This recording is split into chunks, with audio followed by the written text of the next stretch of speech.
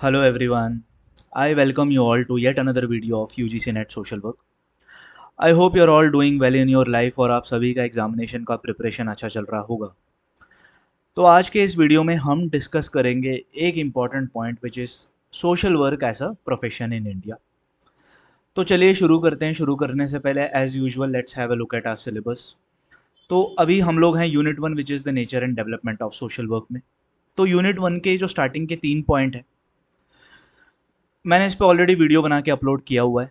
Those who haven't seen the video are requested to go and see that. और ये तीनों topic काफ़ी important है from the view point of syllabus and examination. तो आज का ये जो वीडियो है social work as a profession in India, इस टॉपिक में बेसिकली आपको करना है values, competencies and code of ethics for the social work practitioners. ठीक है। और इस टॉपिक को we will be covering in 2 parts, part 1 and part 2।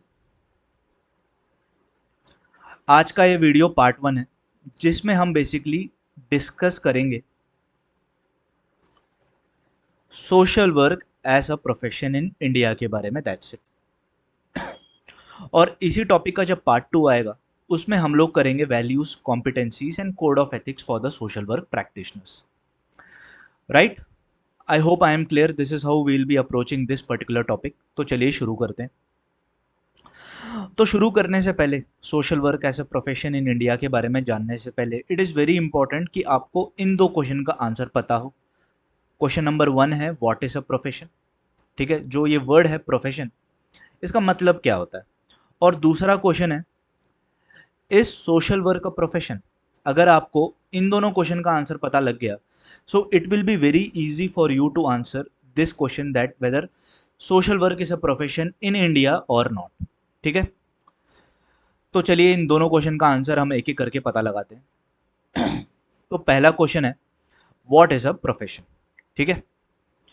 तो देखिए, शुरू करने से पहले अगर मैं एक बेसिक इन्फॉर्मेशन अगर आप लोगों के साथ शेयर करूं, तो मान के चलो ये एक इंडिविजुअल है और इसने एक बैंक का एग्ज़ाम दिया। ठीक है। और ये बैंक का एग्ज़ाम देने के बाद ये बैंक में इसकी जॉब लग गई and now he is a manager. ठीक है। तो इस जॉब को, इस पोस्ट को या इस पोजीशन को we won't call it a profession. हम इसको प्रोफेशन नहीं बोलेंगे। ठीक है। तो फिर ये प्रोफेशन जो है वो होता क्या है। देखिए, आप लोगों को पता होगा lawyer, doctor, teacher, chartered accountant, CA etcetera, हम इन्हीं को बोलते हैं प्रोफेशन। ठीक है। अब इन सारी चीज़ों में, लॉयर में, डॉक्टर में, टीचर में, सीए में या एक्सेट्रा में, ऐसी क्या चीज़ें हैं जो इन सभी फील्ड को बनाता है प्रोफेशन। बल्कि ये जो जॉब है, ऑर्डिनरी बैंक मैनेजर का जॉब है, ये प्रोफेशन नहीं है। ठीक है। तो हम कुछ करेंगे कि characteristics that define a profession. तो हम इसमें टोटल 5 पॉइंट डिस्कस करेंगे और इसको समझने के बाद आई अश्योर यू, तो you will be in a position to differentiate कि प्रोफेशन क्या होता है और एक जस्ट सिंपली अ जॉब क्या होता है। ठीक है। तो इस 5 पॉइंट को डिस्कस करने से पहले, lawyer, as you all know, lawyer is a profession.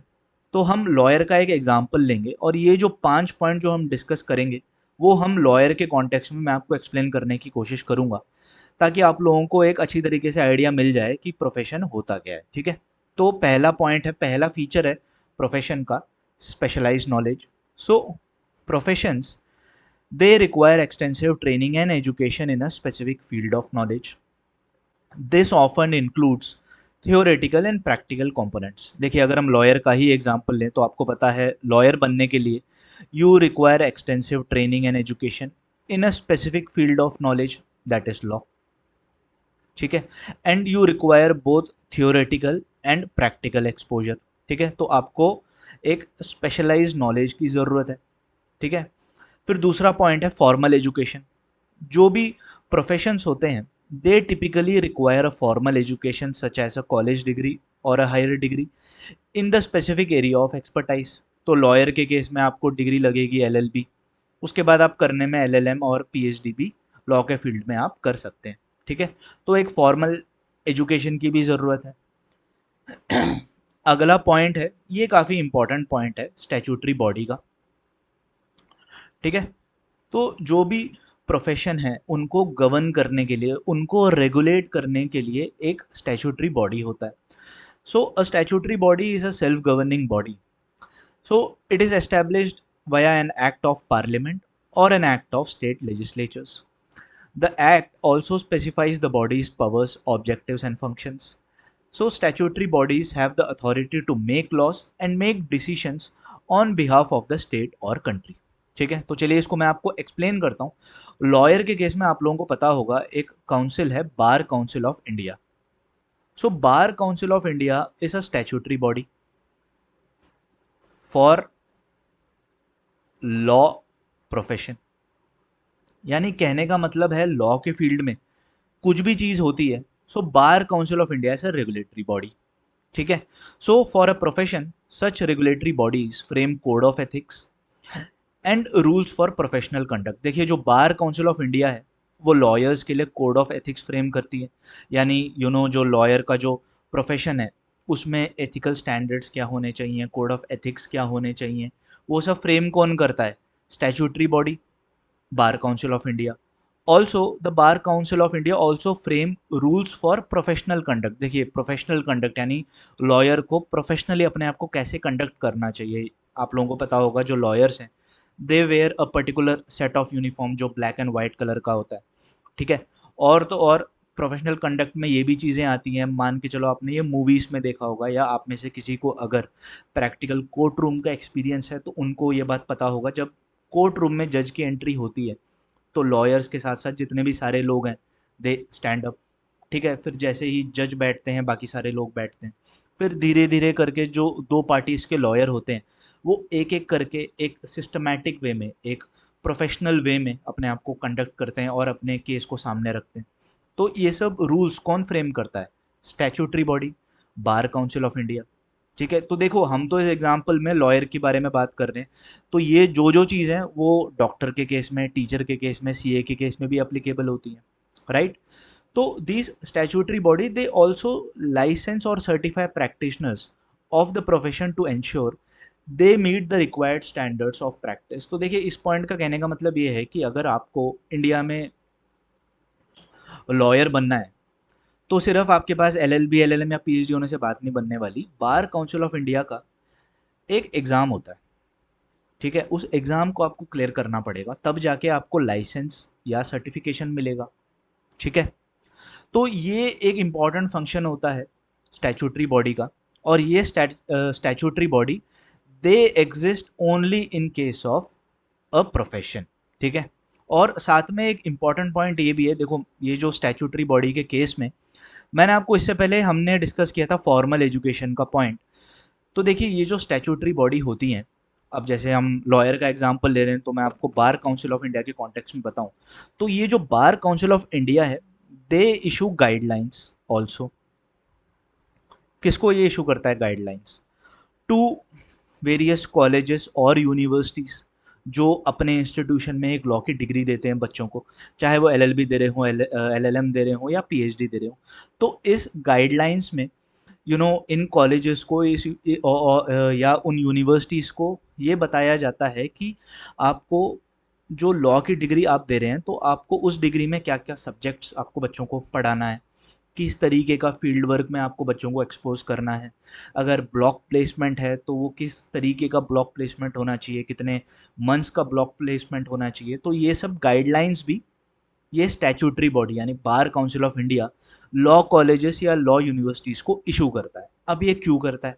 देखिए हम बात कर रहे हैं एक प्रोफेशन की, तो बहुत ज़रूरी है एक यूनिफॉर्म पैटर्न हो इस पर्टिकुलर प्रोफेशन का ऑल ओवर इंडिया में. तो मान के चलते देखिए अगर एक बच्चा है, अगर वो चेन्नई में लॉ कर रहा है, ठीक है, और उसी के सामने एक और बच्चा है और वो दिल्ली में लॉ कर रहा है, तो दोनों जो लॉ कर रहे हैं अपने अपने रिस्पेक्टिव स्टेट्स में और अपने अपने रिस्पेक्टिव यूनिवर्सिटीज़ में, तो ये गाइडलाइंस इंश्योर करता है कि दोनों को एक यूनिफॉर्म पैटर्न ऑफ एजुकेशन मिले. देखिए कल को ये ना हो कि दिल्ली से पढ़ा हुआ लॉयर और चेन्नई से पढ़ा हुआ लॉयर सीधा दोनों एक कोर्ट रूम में आ गए और जज के सामने अलग अलग तरीके से बिहेव कर रहे हैं, है ना. दिल्ली वाला लड़का बोले कि मैंने तो इस कॉलेज से लॉ पढ़ा था, उसमें मेरे को ऐसा सिखाया गया है, ये सब्जेक्ट सिखाए गए हैं, लॉ के बारे में ये सब पढ़ाया गया है. बट चेन्नई वाला कुछ और बोल रहा है। तो देखिए ऐसा काम नहीं बनता है, क्योंकि जो लॉयर का जो प्रोफेशन है it is a very important profession. तो बहुत ज़रूरी है कॉलेजेस में, यूनिवर्सिटीज़ में जो एजुकेशन हो वो एक यूनिफॉर्म लेवल पर हो। ठीक है, तो यूनिफॉर्म लेवल पे हो, इसके लिए गाइडलाइंस भी issue bar Council of India करता है, यानी कहने का मतलब है स्टैट्यूटरी बॉडी करता है। तो apart from code of ethics, rules for professional conduct and apart from issuing licence and certificate, इस स्टैट्यूटरी बॉडी का एक इम्पॉर्टेंट फंक्शन ये भी है कि वो अपने कंट्री में एजुकेशन को गवर्न करे। क्योंकि अल्टीमेटली देखिए the statutory bodies they have been established by an act of parliament और एक्ट ऑफ स्टेट लेजिस्लेचर्स, और इनके पास पावर्स हैं अपने डिसीजन एनफोर्स करने के लिए। प्लस इनके कुछ ऑब्जेक्टिव्स होते हैं, फंक्शंस होते हैं, और most importantly they make decisions on behalf of the state और कंट्री। ठीक है, आई एम अगेन रिपीटिंग, ये तो मैंने आपको लॉयर के केस में एक्सप्लेन किया है। जो जो हमने यहाँ डिस्कस किया everything applies to doctors, teachers, CA, और कोई भी आप प्रोफेशन उठा लो, सब में ये अप्लीकेबल होगा। ठीक है, अगला पॉइंट है commitment to service. So many professions are oriented towards serving the public और ए स्पेसिफिक कम्युनिटी। देखिए क्योंकि हमने लॉ का एग्जांपल लिया था, लॉयर का एग्जांपल लिया था, तो जो लॉयर हैं दे सर्व द पब्लिक और ए स्पेसिफिक कम्युनिटी। बहुत सारे लॉयर्स आपने देखे होंगे, they are working for the marginalise और vulnerable sections of the society. So emphasising a commitment to the well being of others. ठीक है, तो एक कमिटमेंट ऑफ सर्विस होता है किसी भी प्रोफेशन में, अगर वो अपने आप को प्रोफेशन बोलते हैं तो। और आखिरी point continuing education. So professionals are required to engage in continuing education to keep their knowledge and skills up to date. तो देखिए कहने का मतलब ये है कि अगर कोई लॉयर है तो उसके लिए बहुत ज़रूरी है कि वो अपने नॉलेज को, वो अपने स्किल्स को अप टू डेट रखे। देखिए इंपॉर्टेंट इसीलिए है क्योंकि देखिए मान के चलते हैं कि आज सुप्रीम कोर्ट ने किसी एक पर्टिकुलर मैटर में अपना जजमेंट दिया, तो ऐसा लॉयर उनके लिए बहुत ज़रूरी होता है कि वो उस जजमेंट को पढ़ें और अपने आप को अप टू डेट रखें। क्योंकि फ्यूचर में क्या होगा, वो आगे जाके अपने क्लाइंट को अगर वो किसी और केस में रिप्रेजेंट कर रहे हो, सो वो प्रीवियस सुप्रीम कोर्ट के जजमेंट्स को कोर्ट करके अपने केस को और स्ट्रॉन्ग बना सकते हैं। ठीक है, और वो कोर्ट तभी करेंगे प्रीवियस केसेस को जब वो अपने नॉलेज और स्किल को अप टू डेट रखेंगे। तो प्रोफेशनल्स के लिए ये बहुत ज़रूरी है कि वो अपने आप को कंटिन्यूइंग एजुकेशन, यानी एक प्रोफेशनल डेवलपमेंट उनका हो रहा हो, वो इंश्योर करें। ठीक है, आई होप ये 5 पॉइंट जो हमने डिस्कस किए वो आप सभी को क्लियर हो गए। सो अगर कोई एक पर्टिकुलर जॉब, अगर वो प्रोफेशन है, तो उसमें एक स्पेशलाइज्ड नॉलेज होता है, एक फॉर्मल एजुकेशन होता है, उस प्रोफेशन के लिए एक स्टैट्यूटरी बॉडी होता है, और उस प्रोफेशन में काम करने वाले जो प्रोफेशनल्स होते हैं they have a commitment to service and they are always engaged in continuing education. ठीक है, अपार्ट फ्रॉम लॉयर आप डॉक्टर्स ले लो, चार्टर्ड अकाउंटेंट्स ले लो, टीचर्स ले लो, these all are considered as professions. ठीक है, देखिए डॉक्टर के केस में अगर हम स्टैट्यूटरी बॉडी की बात करें तो मेडिकल काउंसिल ऑफ इंडिया है, अभी उसका नाम बाय द वे चेंज होकर नेशनल मेडिकल कमीशन हो चुका है। और लॉयर्स के केस में मैंने आपको बताया बार काउंसिल ऑफ इंडिया है, सीए के केस में है आईसीएआई, टीचर्स के केस में देखिए क्या है, यूजीसी। और इनफैक्ट आप जो एग्ज़ाम दे रहे हो नेट का, this examination is basically a licence और a certificate for you all to practise as a teacher. ठीक है, आई होप इस एग्जाम्पल से आपको फर्दर क्लियर हो गया होगा। तो देखिए ये 5 पॉइंट काफ़ी इंपॉर्टेंट है। ठीक है, यहाँ पर हम इसको थोड़ा समअप भी कर लेते हैं। तो ये 5 point, specialised knowledge, formal education, एक स्टैट्यूटरी बॉडी जो उस पर्टिकुलर प्रोफेशन को गवर्न करे, रेगुलेट करे, कमिटमेंट टू सर्विस, और कंटिन्यूइंग एजुकेशन। तो ये 5 चीज़ें अगर किसी भी जॉब में है तो that job can be called as a profession. ठीक है, आई होप आपको क्लियर हो गया होगा। अगर आपसे अभी कोई क्वेश्चन पूछे कि प्रोफेशन का मतलब क्या है, तो ये 5 पॉइंट आप समझा के उनको अच्छी तरीके से एक्सप्लेन कर देना। अभी हमारे टॉपिक का अगला क्वेश्चन आता है, इस सोशल वर्क अ प्रोफेशन। ठीक है, अभी आपको पता है कि प्रोफेशन का मतलब क्या होता है, तो अभी आपको बताना है कि क्या सोशल वर्क एक प्रोफेशन है। तो देखिए हम इस स्लाइड पे वापस आएंगे जहां मैं आपको डिटेल में एक्सप्लेन करूंगा कि क्या सोशल वर्क प्रोफेशन है कि नहीं। तो चलिए पहले थोड़ा डिस्कस करते हैं। हमको डिस्कशन में करना बेसिकली यही है, जो 5 पॉइंट हमने यहाँ पर पढ़े, इस 5 पॉइंट को हम सोशल वर्क के कॉन्टेक्स्ट में एनालाइज करेंगे और पता लगाने की कोशिश करेंगे कि जो ये सोशल वर्क का डोमेन है वो इन 5 पॉइंट में से कितने पॉइंट में फिट होता है। ठीक है, तो देखिए की elements that define social work as a profession. तो यहाँ पर मैंने पहला और दूसरा पॉइंट दोनों कंबाइन करके लिखा हुआ है। सोशल वर्क के डोमेन में एक स्पेशलाइज्ड नॉलेज और एजुकेशन बिल्कुल है। Social workers are required to complete formal education in social work, typically earning a degree at graduate or postgraduate level. The curriculum includes subjects like human behavior, social policy, ethics, research methods, field work, etc. तो देखिए definitely social work as a profession में एक specialised knowledge है और formal education भी है। अगला important point है स्टैट्यूटरी बॉडी का। तो देखिए ये आपको समझना इंपॉर्टेंट है कि स्टैट्यूटरी बॉडी का existence it differs from country to country. ठीक है, कुछ कंट्रीज में है, some countries have while some don't. तो देखिए अगर आप यूएसए की बात करें, यूके की बात करें, ठीक है, या आप जर्मनी की बात करें या ऑस्ट्रेलिया की बात करें एक्सेट्रा, तो इन कंट्रीज में सोशल वर्क के लिए एक स्टैट्यूटरी बॉडी का प्रेजेंस है। ठीक है, अब क्योंकि इन कंट्रीज में स्टैट्यूटरी बॉडी है तो इस कंट्री में जो सोशल वर्कर्स हैं उनको मिलेगा सर्टिफिकेशन और licensing. Social workers are licensed or certified by regulatory bodies which may require passing exams and meeting specific educational and experiential requirements. This ensures that practitioners adhere to professional standards. ठीक है, और तो और इन countries में social workers के लिए एक ethical standards भी होंगे। Social workers follow a strict code of ethics. This code emphasizes principles like respect for the dignity and worth of individuals, social justice and the importance of human relationships. तो देखिए कहने का मतलब ये है कि the presence of statutory body तो वो डिफर करता है country to country. USA, UK, Germany, Australia जैसे कंट्री में क्योंकि स्टैट्यूटरी बॉडी है, वहाँ सोशल वर्कर्स के लिए एक सर्टिफिकेशन है, लाइसेंस है, वहाँ पे सोशल वर्क का जो ओवरऑल डोमेन है उसके लिए एथिकल स्टैंडर्ड्स है। तो उन कंट्री में सोशल वर्क एक ऑर्गेनाइज्ड वे में होता है, वेरएज जिन कंट्रीज में स्टैट्यूटरी बॉडी नहीं है वहाँ पर सोशल वर्कर के लिए कोई सर्टिफिकेशन नहीं है, लाइसेंस नहीं है, एथिकल स्टैंडर्ड्स नहीं है और ओवरऑल उस कंट्री में सोशल वर्क का जो डोमेन है वो काफ़ी अनऑर्गेनाइज्ड है। ठीक है, आई होप आपको ये वाला पॉइंट क्लियर हो गया होगा।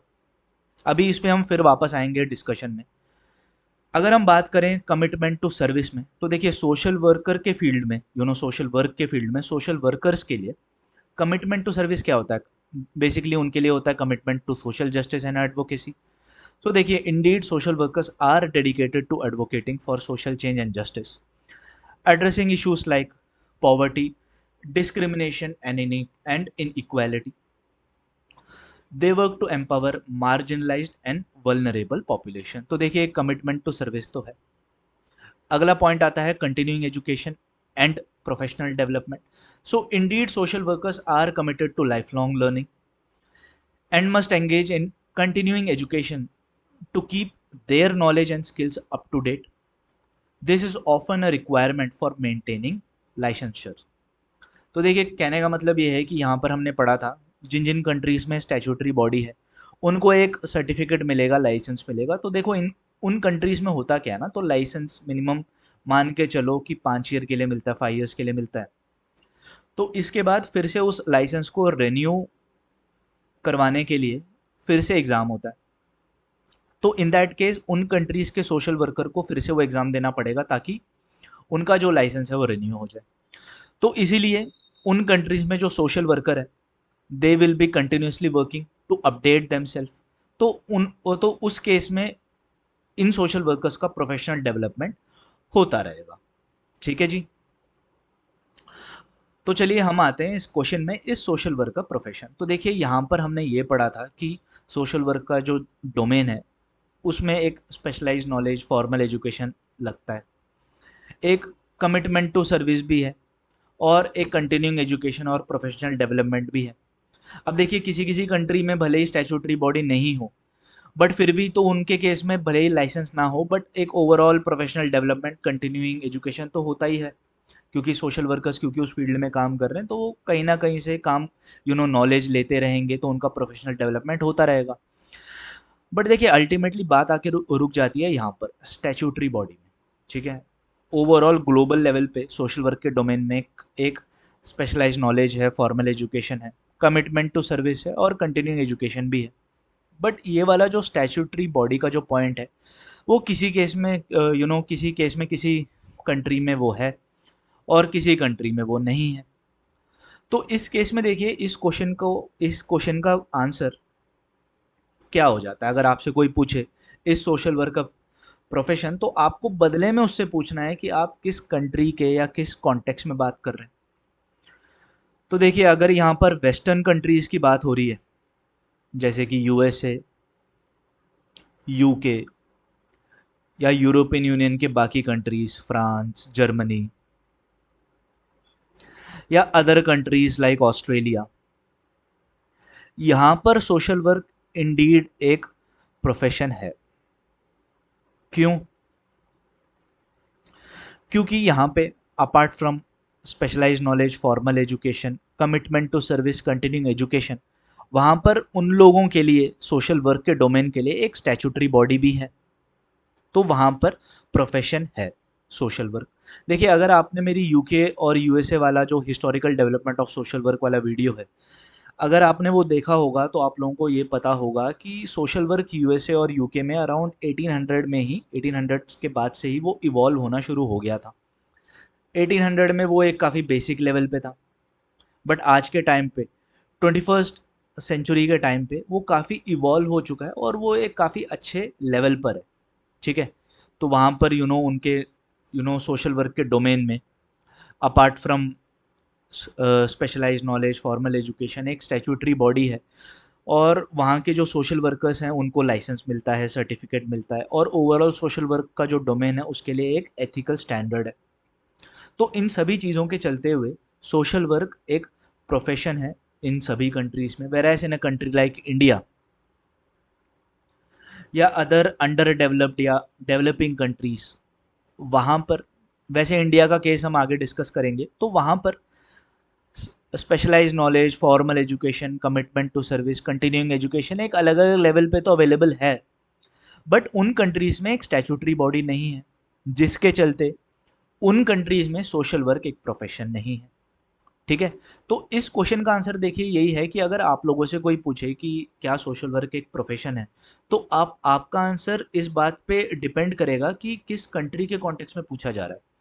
आई एम अगेन रिपीटिंग, अगर वेस्टर्न कंट्रीज के कॉन्टेक्स्ट में पूछा जा रहा है तो वहाँ पर डेफिनेटली सोशल वर्क एक प्रोफेशन है, बट अगर कुछ अंडर डेवलप्ड या डेवलपिंग कंट्रीज की अगर कॉन्टेक्स्ट में बात हो रही है, तो वहाँ पर सोशल वर्क प्रोफेशन नहीं है, ठीक है।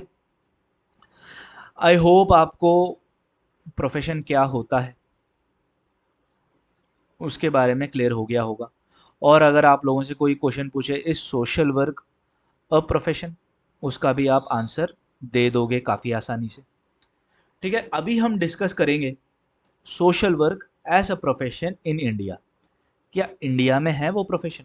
तो देखिए हमने जो 5 बातें डिस्कस करी थी यहाँ पे, I again repeat, specialised knowledge, formal education, statutory body, commitment to service और कंटिन्यूइंग एजुकेशन, इस 5 पॉइंट को हम इंडिया के कॉन्टेक्स्ट में लगाएंगे सोशल वर्क के डोमेन में, और पता लगाएंगे कि क्या इंडिया में वो प्रोफेशन है, नहीं है, क्या मिक्स्ड है, क्या स्टेज है। तो चलिए हम डिस्कस करते हैं। अगर हम इंडिया के कॉन्टेक्स्ट में बात करें, तो सोशल वर्क का जो डोमेन है उसमें डेफिनेटली एक स्पेशलाइज्ड नॉलेज और एजुकेशन है। So social work education in India is offered at undergraduate level, जहाँ पे BSW की डिग्री मिलती है, पोस्ट ग्रेजुएट लेवल जहाँ MSW की डिग्री मिलती है, और इनफैक्ट PhD लेवल पे भी डिग्री मिलता है। So several universities and institutions across the country provide these programs.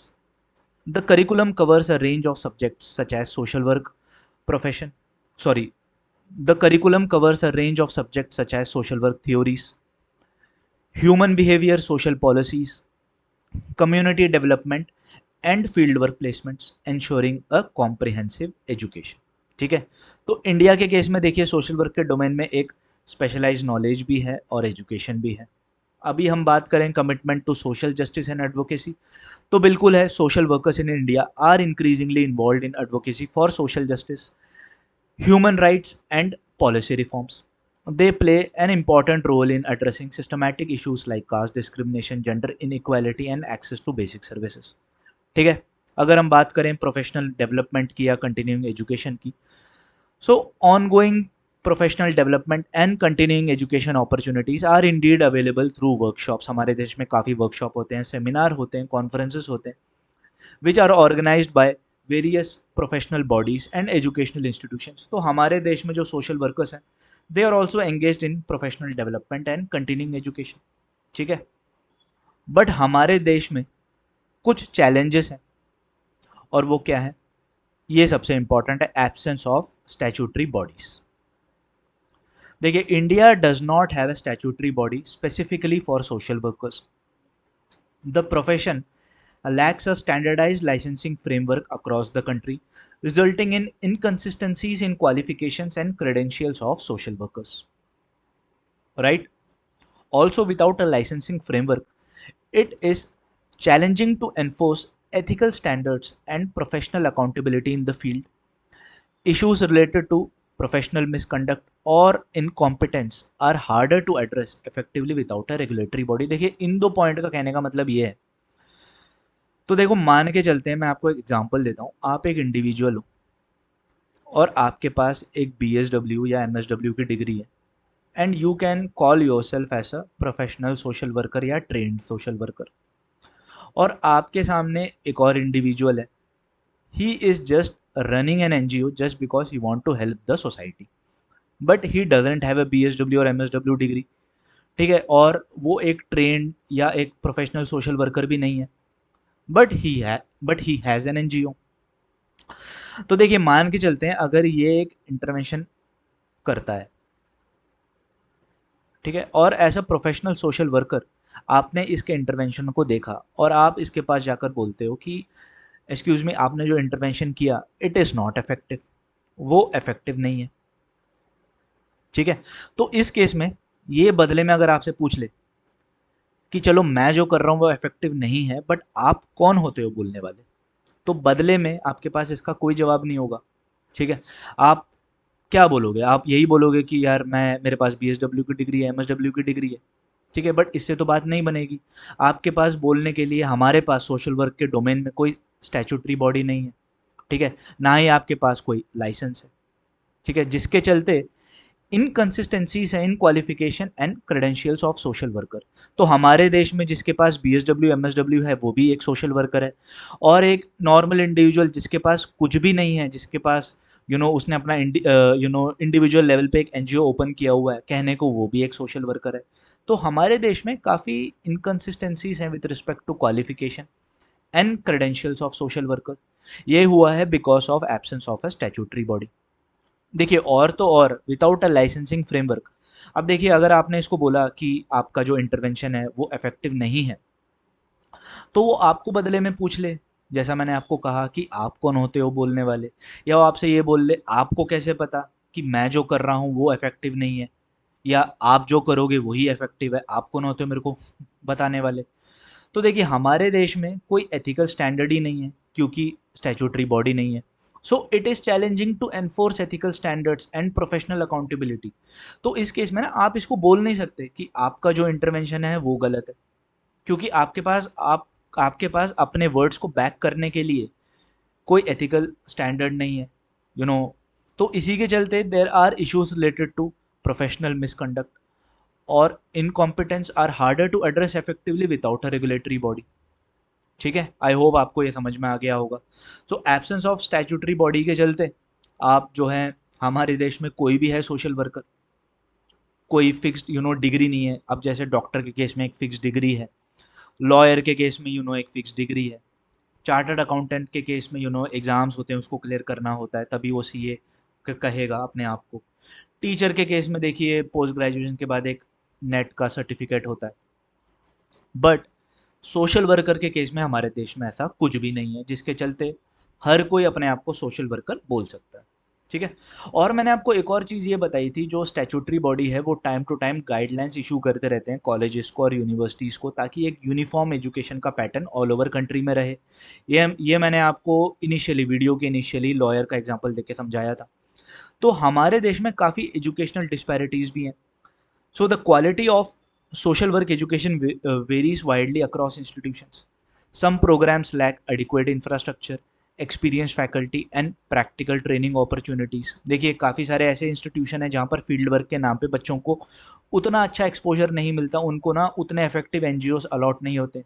वेरएज़ काफ़ी सारे ऐसे इंस्टीट्यूशन हैं जहाँ पर फील्ड वर्क बहुत अच्छी तरीके से बहुत इफेक्टिवली इम्प्लीमेंट होता है, बच्चों को अच्छे अच्छे फील्ड वर्क में अच्छे अच्छे एनजीओस अलॉट होते हैं। So there is often a gap between theoretical knowledge provided in academic settings and the practical skills required in the field. ठीक है, तो एक बहुत बड़ा एजुकेशनल डिस्पैरिटी है। और तो और एक पब्लिक अवेयरनेस की कमी है हमारे देश में। While awareness about social work is growing, it is still limited among general public. Many people are unaware of the professional training and expertise that social workers bring to their roles. ठीक है, तो कहने का मतलब यह है आज भी हमारे देश में किसी को पता ही नहीं है कि सोशल वर्कर बनने के लिए एक ट्रेनिंग की ज़रूरत होती है, और उनको ये नहीं पता अगर सोशल वर्कर ट्रेंड होगा या एक्सपर्ट होगा तो वो प्रॉब्लम को बहुत इफेक्टिवली सॉल्व कर पाएगा। देखिए हमारे देश में तो अभी भी यही एक जनरल इम्प्रेशन है कि अगर आप किसी को पानी भी पिला दो तो सामने वाला आपको यही बोलेगा कि आपने सोशल वर्क किया है। ठीक है, तो इन्हीं मेजर चैलेंजेस के चलते हमारे देश में social work is not a profession. और हमारे देश में देखिए कल को अगर रेगुलेटरी बॉडी या स्टैट्यूटरी बॉडी आ भी गई तो भी हमारे देश में सोशल वर्क के डोमेन में बहुत सालों तक बहुत इफेक्टिवली काम होने की ज़रूरत है। तब जाके जो सोशल वर्क का डोमेन है डॉक्टर्स या टीचर्स या लॉयर्स या सीए के इक्विवेलेंट आ पाएगा। ठीक है, देखिए काफ़ी सारे इम्प्रूवमेंट है हमारे देश में, नो डाउट। तो क्योंकि हमारे देश में कोई सोशल वर्क का काउंसिल नहीं है, जिसके चलते जो सोशल वर्क का जो डोमेन है वो काफ़ी सारे चैलेंजेस काफ़ी सारे प्रॉब्लम्स फेस कर रहा है। आई होप आपको ये क्लियर हो गया होगा। तो चलिए कुछ एम्प्लॉयमेंट अपॉर्चुनिटीज़ भी डिस्कस कर लेते हैं। तो हमारे देश में जो सोशल वर्कर्स हैं वो गवर्नमेंट के सेक्टर में काम कर सकते हैं। ठीक है, जो गवर्नमेंट के डिपार्टमेंट्स होते हैं, हेल्थ डिपार्टमेंट, एजुकेशन, वुमेन और चाइल्ड डेवलपमेंट का जो डिपार्टमेंट है, रूरल डेवलपमेंट का जो डिपार्टमेंट है, उसमें काम कर सकते हैं। हमारे देश में ऐसा सोशल वर्कर वो अपनी एनजीओ ओपन कर सकते हैं या एग्जिस्टिंग एनजीओस में काम कर सकते हैं in the field of poverty alleviation, health care, education and human rights. और तो और आप लोगों ने सीएसआर का नाम सुना होगा, कॉरपोरेट सेक्टर में सीएसआर की फील्ड में काम कर सकते हैं। और अगर किसी का इंटरेस्ट एकेडमिया या रिसर्च में है तो many social workers also pursue career in this field like in teaching and research contributing to the development of the field. तो ठीक है फ्रेंड्स, आई होप आपको ये पार्ट 1 अच्छी तरीके से समझ में आ गया होगा। अभी अगर आपसे कोई क्वेश्चन कर ले कि सोशल वर्क ऐसा प्रोफेशन इन इंडिया है कि नहीं, तो I am sure you will be in a very good position to answer. So after this video you will be in a position to answer कि profession क्या होता है, social work profession है कि नहीं, और इंडिया में सोशल वर्क किस लेवल पर है या उसका स्टेटस क्या है। You will be in a position to answer everything. तो देखिए नॉर्मली ये जो सोशल वर्क ऐसा प्रोफेशन इंडिया ये वाला जो टॉपिक है, इसमें ना एग्जामिनेशन में रीडिंग कॉम्प्रिहेंशन आते हैं। ठीक है, अभी इस वीडियो को अच्छी तरीके से देखने के बाद अगर एग्जामिनेशन में इस टॉपिक से रिलेटेड अगर रीडिंग कॉम्प्रिहेंशन आया, so you will be in a position to better understand that particular passage. ठीक है, क्योंकि आपको पहले से आइडिया हो चुका है कि इंडिया में सोशल वर्क का स्टेटस क्या है, क्या सोशल वर्क एक प्रोफेशन है कि नहीं, उसके चैलेंजेस क्या हैं। तो ये सब क्वेश्चन आरसी के फॉर्म में आते हैं। सो आई एम श्योर इस वीडियो के बाद you will be in a position to answer those questions. तो पार्ट 2 में हम करेंगे cover values, competencies and code of ethics for the social work practitioners. ठीक है, तो चलिए फ्रेंड्स, हम मिलेंगे अगले वीडियो में। अगर आपको कोई भी डाउट हो जो भी आपने इस वीडियो में किया, इसके रिलेटेड कोई भी अगर आपको डाउट हो तो आप इस वीडियो के कमेंट सेक्शन में लिख सकते हैं। और अगर आपको कुछ और डाउट है तो you can always mail me at this email ID, I will be happy to help you out. तो चलिए फ्रेंड्स, हम मिलेंगे अगले वीडियो में। तब तक के लिए all the best and do take care of yourselves.